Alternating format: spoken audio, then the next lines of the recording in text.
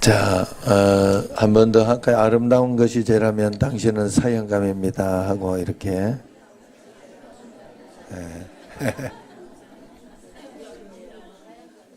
예. 웃자고 하는 이야기예요. 마음을 이렇게 넉넉하게 가지시라고. 교회 여러 가지 절기들이 있죠.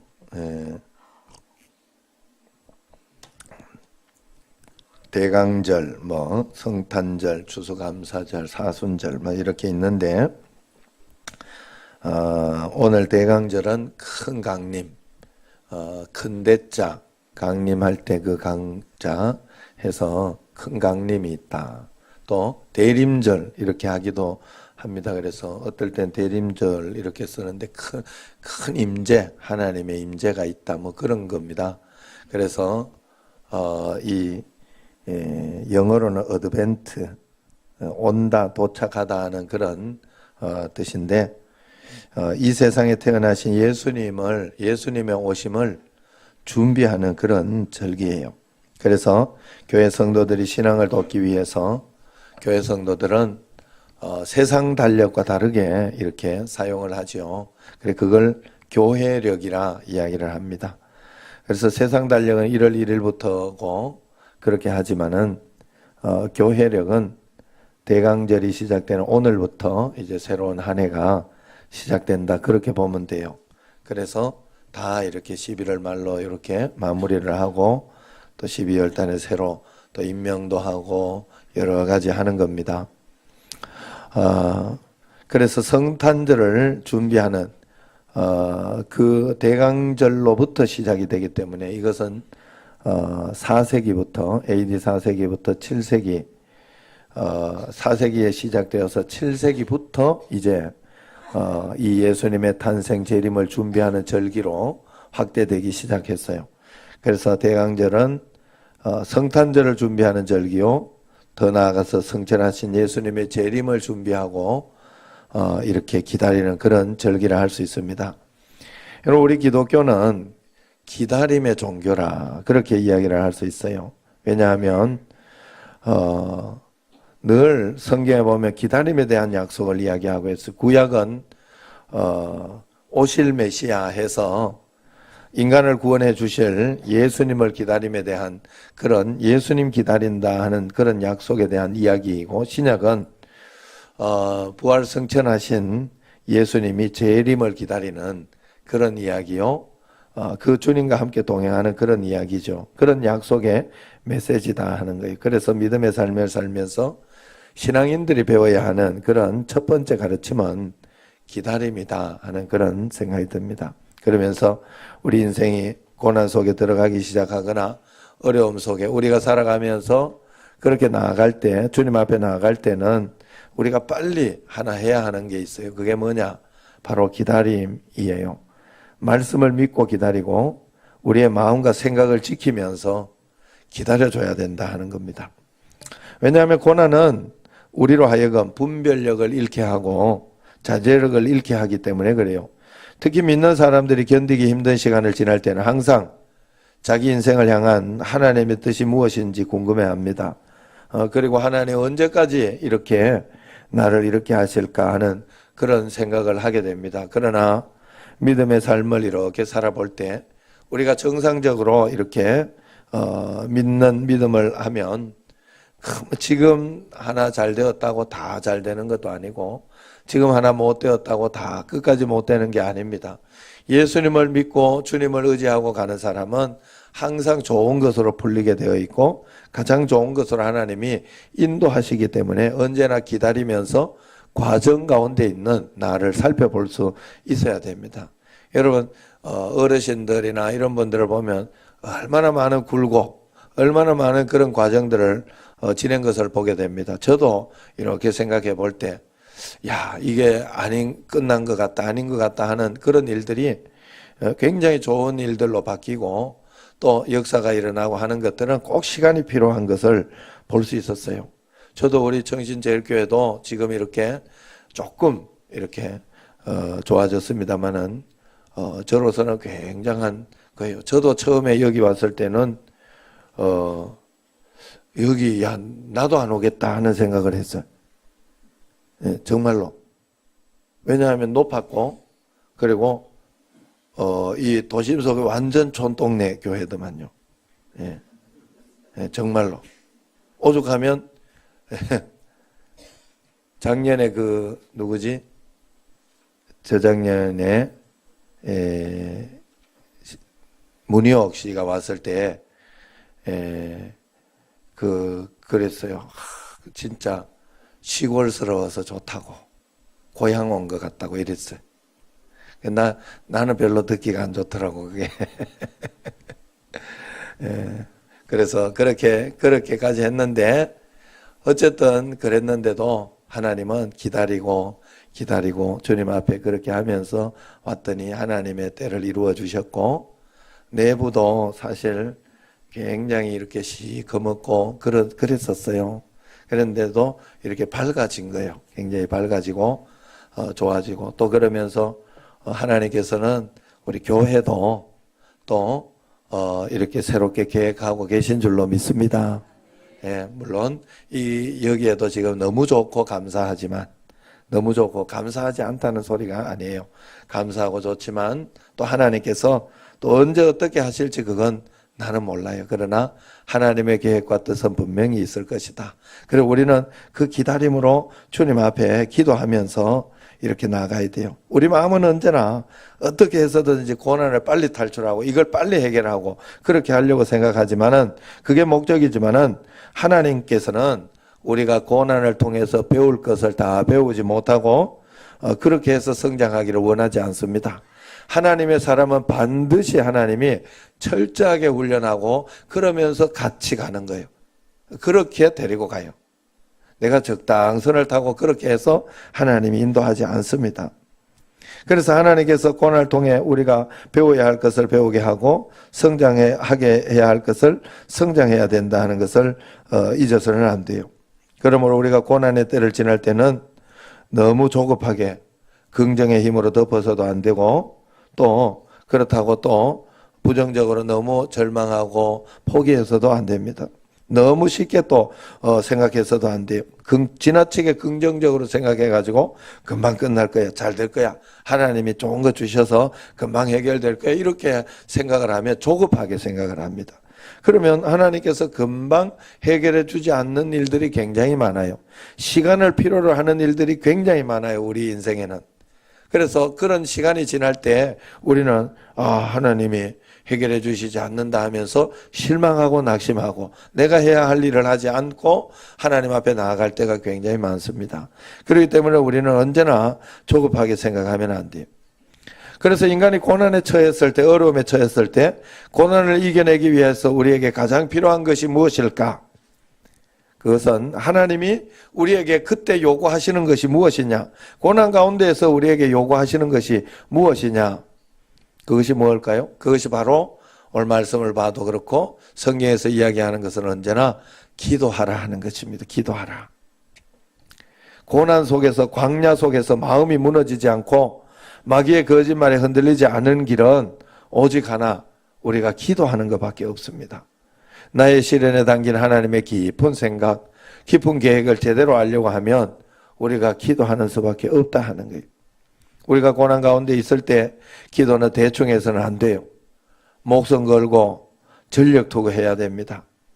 그래서 열왕기상 8장 48절에 보면 솔로몬이 성전을 건축하고 봉헌하면서 기도를 가르쳐 주는데 이렇게 이야기를 해요. 자기를 사로잡아간 적국의 땅에서 온 마음과 온 뜻으로 주께 돌아와 기도하면 응답하실 것이다 라고 이야기를 합니다. 그런데 여기에서 성전을 건축하고 난 뒤에 기도를 가르치면서 바벨론 포로가 될 것을 예언하고 있는 거예요. 그러면서 포로되어도 걱정하지 마라. 어려운 환난과, 여러분 우리가 살아가면서 환난과 어려움이 있는 것을 미리 이야기해 주고 있다는 거예요. 성전에서 하나님 바라보고 기도하고 주님 앞에 나아가면 하나님은 반드시 응답해 주시고 좋은 것으로 주신다 하는 것을 이야기해 주고 있어요. 예레미야 29장 12절에도 보면 너가 부르짖으며 내게 와서 기도해라 이야기를 합니다. 13절에서는 온 마음으로 나를 구하고 구하면 만날 것이다 이야기를 합니다. 한마디로 말해서 혼신의 힘을 다 쏟아붓는 피와 눈물을 토해내는 기도를 하라는 거예요. 내가 지금 힘든 시기를 지나고 있다면, 절박한 상황이라면 반드시 더 기도해야 됩니다. 간절히 기도하면서 집중하여 온 마음과 열정을 쏟아서 기도해야 돼요.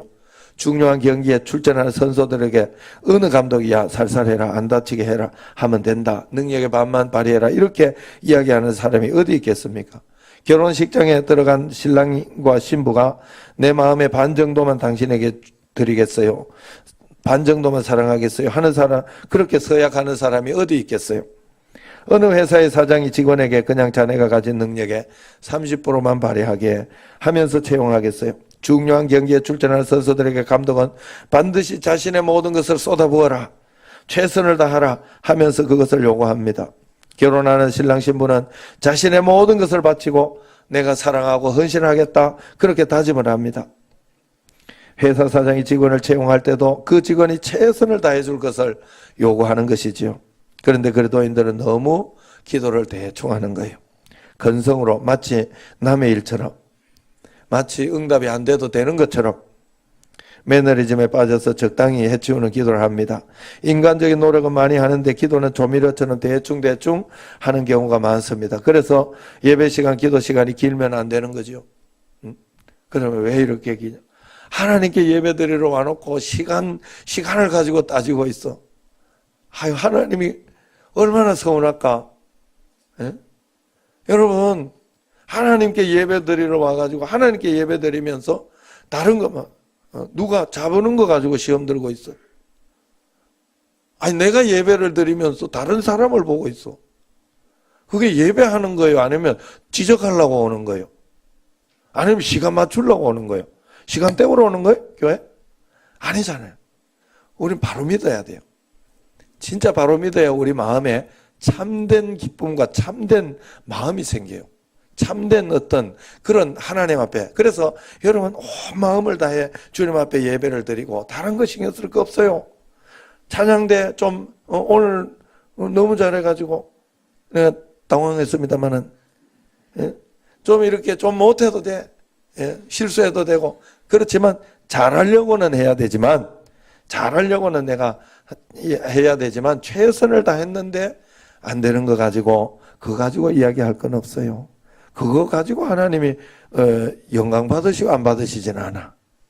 아이고, 그럴 것 같으면 여러분을 하나님이 처음부터 다 조수미 만들어 놓지 말라고 그렇게 다양하게 만들어 놨겠어요? 착각하시면 안 돼요. 우리는 하나님께 예배하고 하나님께 기도하고 하나님을 바라보는 사람이라. 그래서 여러분, 우리가 하나님 앞에 기도해야 돼요. 우리가 적당하게 적당선 타서는 결코 돌파구가 열리지 않습니다. 기도가 유창할 필요 없어요. 그렇지만 우리는 최선을 바친 기도를 해야 돼요.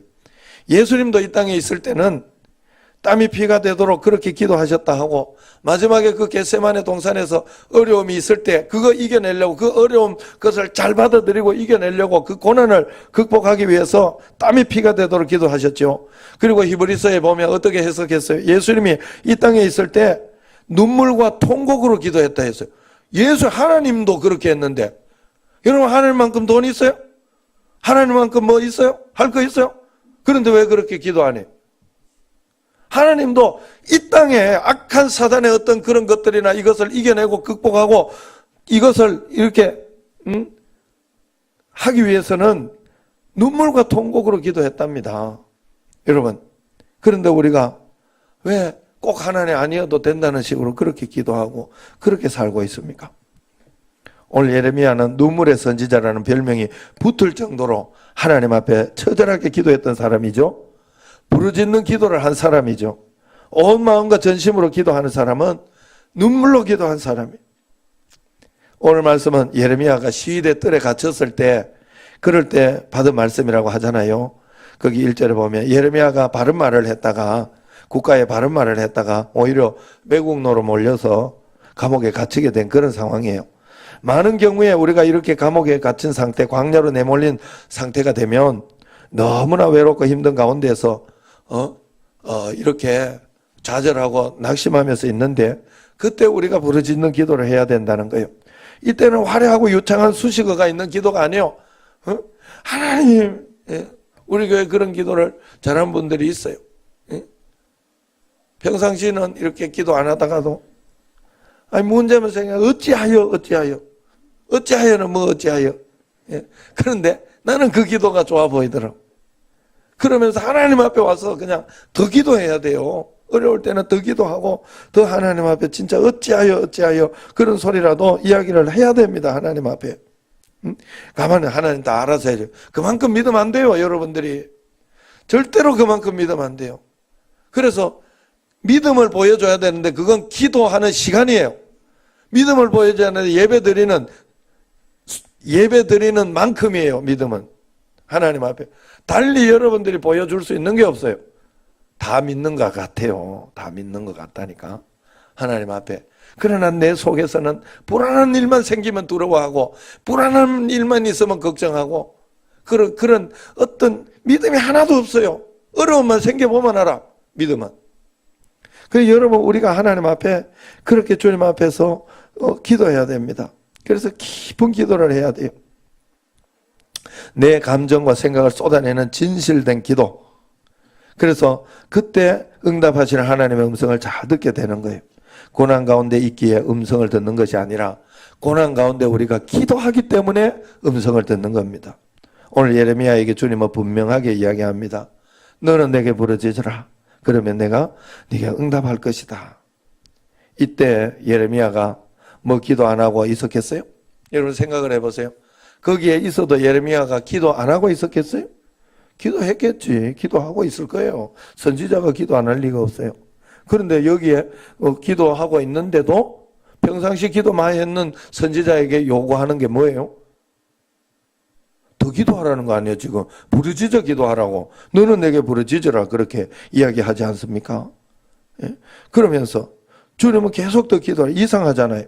더 기도하라는, 더 강하게 더 열심히 부르짖어 기도하라고. 이 말은 기도하고 있는 예레미야에게 이제 얼마 안 남았어. 조금 더 기도하면 불을 올리면 하늘 문이 열리고 하늘의 응답을 내가 줄 것이야 하는 그런 대답이 아니겠어요. 하나님께서. 여러분 별은 낮에도 있고 밤에도 있잖아요. 별이 없는 때가 있어요? 저 하늘에 다 있어요. 그런데 별이 잘 보이는 것은 밤에 잘 보이죠. 유독. 여러분 낮에 보려고 하면 만원경이나 그런 걸 통해 가지고 이렇게 봐야 되겠죠. 그러니까 어쨌든 하나님은 우리에게 항상 말씀하고 계시지만 내가 갇혀 있을 때, 고난 가운데 있을 때, 흑암이 있을 때, 이러지도 저러지도 못할 때 더 깨끗하고 선명하게 보이는 거예요. 들리는 거예요. 히브리어로 광야라는 말씀과 또 하나님의 말씀의 말씀은 어근이 같습니다. 인생의 감옥, 인생의 광야는 하나님의 음성을 더 잘 들을 수 있는 곳임을 절대로 잊어서는 안 됩니다. 사람은 광야를 좋아하지 않아요. 살기 힘든 곳이기 때문에 그래요. 그래서 사람들은 도시로 몰려듭니다. 도시는 매력적이면서 동시에 유혹적입니다. 도시의 사람들이 모여서 힘을 자랑하는 곳이고 사단이 활동하기 좋은 거예요. 잘 들어요. 날 보고 잘 들어요. 도시는 돈과 명예와 성적 욕망과 권력과 야심이 가득 찬 곳이며 편하고 재밌는 곳이에요. 그래서 대부분의 사람들은 하나님 없이도 살 수 있다고 생각하는 곳 도시로 몰려듭니다. 그리고 나서 나중에는 하나님과 힘겨루기를 하는 거예요. 그래서 도시 속에 살다 보면 눈에 보이는 것으로 모든 것을 판단하게 되고 영적인 분별력이 흐트러지게 돼 있어요. 우리가 도시에 살고 세상 가운데 살기 때문에 반드시 이 영적인 분별력이 흐트러지게 돼 있어요. 그래서 하나님은 예레미야가 감옥에 갇힌 것처럼 가끔씩 우리를 캄캄한 광야 같은 곳으로 들어가기를 허락하실 때가 있습니다. 그래서 하나님은 사람에게 광야는 약속의 땅에 이르게 지나가기 위해서 필요한 그 필수 코스로 보내준 것을 볼 수 있어요. 광야를 가려고 하면 광야가 아니라 약속의 땅을 가려고 하면 그 광야를 넘어야 되잖아요. 광야, 여러분 이제 내년에 성지순례 가면 광야를 한번 보게 돼요. 야, 광야도 장관이에요. 광야도 끝이 없어요. 메마른 땅이, 붉은 메마른 땅이 정말 사막처럼 끝이 없어요. 그런데 그걸 넘어야 오아시스가 있어요. 가나안 땅, 약속의 땅이 있어요. 적과 꿀이 흐르는. 그래서 여러분 그 광야가 있습니다. 그래서 광야에서 연단받은 사람은 교만이 깨지고 옛사람의 잔재가 깨지고 세상의 허영심, 거품이 제거되는 거예요. 그래서 부드러워지는 거예요. 광야에서 깨지지 못하면 누가 한마디만 해도 발끈하고 완악하게 그렇게 굴게 돼 있어요. 하나님의 일을 하면서도 자기를 과시하고 그렇게 살아가게 돼 있어요.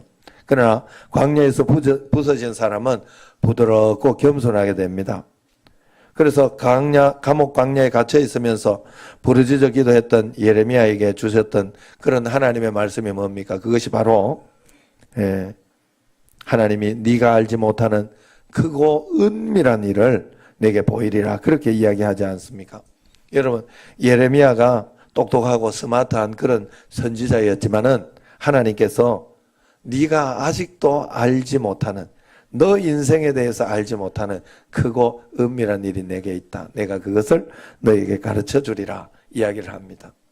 그러면서 기도한 예레미야에게 그 33장 후반에 이렇게 보면 나라에 대한 운명과 자기 자신의 어떤 그런 것에 대해서 예레미야에게 하나님이 가르쳐 주셔요.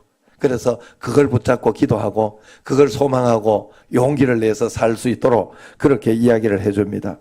여러분 하나님의 크고 은밀한 일은 하나님께서 보여줘야만 보여줄 수 있는 거예요. 그런데 하나님께서 우리에게 그것을 보여줄 수 있는 근거가 너가 기도할 때 그걸 보여줄 수 있다. 그렇게 이야기를 하고 있는 겁니다. 여러분 우리에게는 우리가 계획하고 우리가 생각했던 그런 것이 아니라 하나님이 계획하고 하나님이 생각하는 크고 은밀한 일이 우리에게 굉장히 많다는 거예요. 예? 굉장히 오늘 허효선이도 지금 이제 뉴질랜드 4개월, 5개월 갔다 옵니다. 그게 허효선이가 인생 가운데에서 계획했던 게 아니에요. 하나님 앞에 기도하면서 한 걸음 한 걸음 가다 보니 이제 그 일이 있어요. 여러분 일이 어떤 일이 일어날지 그러나 하나님 앞에 기도하면 그걸 열어주시고 보여주시기도 하고 그렇게 하신다 하는 거예요. 우리 삶에는 굉장히 크고 은밀한 일, 귀한 일들이 많다 하는 것을 잊으면 안 돼요. 여러분 영성의 세계는 굉장히 크고 넓습니다. 그래서 하나님 앞에서 우리가 복을 받아도 끝이 없어요. 걱정할 필요 없어요. 우리가 행복이 예수님 믿으면서 가정에 이렇게 행복해지고 복을 받는데 그러면서 주님 앞에 있는 것이 끝이 없어요. 중간중간에 하나님께서 허락하신 어떤 고난과 어떤 그런 것들이 있어도 고난 가운데서도 행복한 게 바로 예수님 믿는 사람이에요. 여러분 지난주에 박모세 간증 들었잖아요. 그 박모세 간증 여러분 이걸 그냥 들으면 안 돼. 25년을 기도했다는 거예요. 그러면서 그 박모세와 그들이 불행할까? 저는 불행하다고 생각하지 않아요. 그 가운데 하나님께서 그동안 아무것도 못했던 그것을 세계 일주 여행을 할 수 있도록 그렇게까지 하나님이 인도해 주시고 저도 다 가봐요. 미국이 얼마나 큰지 몰라. 제가 가본 것은 동부 한 군데 가봤어요. 졸업한다고. 졸업하는 길에 한번 가본다고. 서부, 남부, 중부. 예정인 지금 중부가 있잖아요. 여러분 거기를 2달 동안 그냥 하나님이 미국 전역을 다닐 수 있도록 그러면서 그동안 25년 동안 고생하고 했던 걸 한 방에 확 다 열어주셨잖아요. 그리고 지금도 한 1년, 2년은 그냥 다 잡혀 있잖아요. 스케줄이. 하나님이 인도하시는 건 모르는 일이에요. 내가 이게 저주에 빠진 것 같고 굉장히 어려운 일이 된 것 같고 그렇게 하지만 하나님의 일은 모르는 일이에요. 그러나 우리가 기도할 때 하나님께서 크고 은밀한 일을 열어주시고 하나님께서 보여주시겠다 이야기했어요. 여러분 이걸 믿어야 돼요. 우리 이거 안 믿으려면 말라고 교회 와요. 내 마음대로 할 것 같으면 말라고 교회 와요. 기도하고 이거 믿고 하나님 소망하고 용기 가지고 주님과 함께 살아보려고 하나님이 내게 계획하신 크고 은밀한 일을 한번 보고 싶어 주님 앞에 나오는 거예요. 우리는 그걸 믿고 주님 앞에 나가는 거예요. 그러면 주의 말씀대로 해야지. 성경에서 이야기하는 대로. 예? 그래서 이제 내일부터 있는 3일 11조 기도에 넌 해라, 나는 내 마음대로 산다. 이건 예수 믿는 게 아니에요. 여러분, 내가 못 가서 미안합니다. 하나님 죄송합니다. 사정이 안 되는데 막 그걸 가지고 뭐 김기현장로님 그것서 남양주에서 막 오고 이러면 안 돼. 그냥 남양주에서 기도하시면 돼. 예. 그래. 그건 그렇지만은 하나님 앞에 우리가 마음만은 그래서는 안 된다 이 말이에요. 하나님 말씀대로. 그래서 아무리 똑똑하고 그래도 우리의 미래나 이런 것들을 몰라요. 하나님만이 우리에게 있는 크고 은밀한 일을 알고 있다 하는 것입니다. 그래서 우리가 기도한 대로 우리가 기도해야 돼요. 기도하면 기도한 대로 다 소원대로 하나님이 다 들어주는 것도 아니에요. 하나님의 계획과 하나님이 내게 가장 좋은 것으로 인도해 주시더라고. 소원대로 다 되면 마술 부리는 거지. 기도하면서. 그러지 않아요. 금나와라 뚝딱이지. 내가 하는 대로 다 되면 좋을 것 같지만 아니더라니까. 그건 아니더라니까. 여러분, 하나님께서 가장 좋은 것으로. 그래서 우리가 기도하면 그대로 될 것을 믿는 것이 아니고 기도를 통해서 하나님이 가장 좋은 것으로 인도해 주실 것을 믿는 거예요. 그렇게 우리가 한 걸음 한 걸음 내 삶을 이야기하면서 도와달라고 기도하는 거예요. 기도하면 우리의 믿음이 반드시 커집니다. 그런데 그 믿음이라는 것은 보이지 않는 것을 믿는 믿음이잖아요. 남들은 보아야 보이는데 우리는 보지 않아도, 믿는 사람은 보지 않아도 이미 본 것처럼 믿음을 가지고 가는 거예요. 그리고 기대감을 가지고 기도하면서 소망을 가지고 용기를 내고 사는 거죠. 그래서 기도하는 자에게 주시는 은혜는 하나님이 믿음의 눈을 열어서 아직 보이지 않는 크고 은밀한 일들을 우리에게 보여주시는 겁니다. 하나님이 보여주실 크고 은밀한 것은 나를 위해 예비하신 하나님의 비전이요 약속입니다. 은혜 중에 은혜는 영안이 열려서 나를 위해 예비하신 하나님의 약속을 보는 거예요. 이 약속의 풍성함을 보지 못하면 우리는 조금만 힘들어도 주저앉게 되어 있어요. 청년들 사이에 헬조선 그러잖아요. 또 흙수저 가지고 안 된다. 무슨 말이에요? 부모 잘 만나 어느 정도 배경을 얻고 시작하지 않는 한 이 땅에서 성공하기 어렵다. 예? 제가 이렇게 운동하면서도 보니까 백이 없으면 안 돼, 이게. 세상은 그래요. 그러나 그렇다고 헬조선 하면 안 돼. 우리 교회는 그런 말을 입 밖에도 내서는 안 될 줄로 믿습니다. 청년 실업률이 심각하고 여러 가지 상황이 만만치 않은 것은 사실입니다. 그러나 그건 인간의 눈, 세상의 눈, 상식의 눈에서 볼 때 그런 것이고 영의 눈, 기도의 눈, 믿음의 눈으로 볼 때는 전혀 다른 세계를 우리가 볼 수 있게 되는 거예요. 하나님이 보여주시는 크고 은밀한 일이 있기 때문에 그런 거예요. 기가 막힌 일이 있기 때문에 하나님이 보여주시는 것은 굉장한 거예요. 하나님은 믿음의 자녀 한 사람 한 사람을 향해서 놀라운 계획을 가지고 있는 줄로 꼭 믿으시길 바랍니다. 예. 진짜 신기하잖아요. 우리가 꿈을 꿔도 여러분은 꿈을 무시하겠지만 저는 안 무시하거든요. 참 신기해. 예? 지난주에 내가 꿈을 꿨는데 상주한테 서울이 어제 굉장히 중요한 경기였거든. 비기기만 해도 올라가는데 치더라고. 1대0으로 그것도 허무하게. 꿈에. 이러면 안 되는데 이거. 내가 이제 속으로 그러면서 신기했어요. 그랬는데 그냥 지난주에 인천전에서 지길래 이 꿈인가? 그런데 왜 상주라고 했지? 이제 꿈에 왜 상주라고 했지? 그냥 그 생각만 하고 있었어요. 그냥 그러고 뭐 그랬는데 진짜 어제 지더라고. 그것도 어이없게. 신기했어요. 지난번에 제가 이어폰을 이렇게 그 비싼 이어폰을 하나 찾는데도 그날 내가 꿈을 꿨어요. 찾더라고. 어디서?